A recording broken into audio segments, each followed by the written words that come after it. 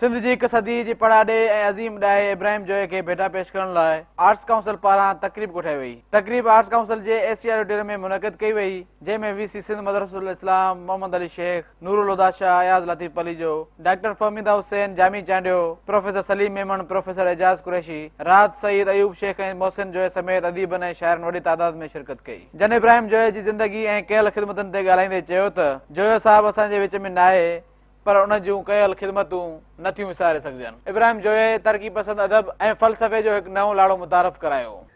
जंग जे दौर में पैदा थींदड़ शख़्स सॼी ज़िंदगी पाण बि जंग कंदो रहियो।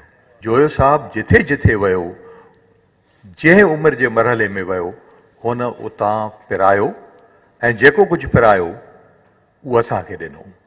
ही हिकिड़ो शख़्स आहे जेको ईअं निर्वार थी बीठो आहे ऐं सिंधी ॿोलीअ ते जेको हिन लिखियो, ॿियनि नालनि सां लिखियईं, पंहिंजनि नालनि सां लिखियईं। सिंधी अदब ऐं सिंधी तालीम जे लिहाज़ खां इब्राहिम जोयो साहब जो विछोड़ो असांजे लाइ 9/11 वारी ही हैसियत रखे थो पियो।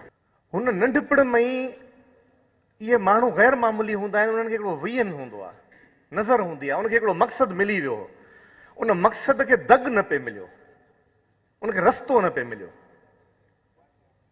पर उहो दग तॾहिं उनखे मिलियो जॾहिं उनजे ॾाॾे आख़ूंद उनजो हथु साईं जीएम सैद जे हथ में ॾिनो।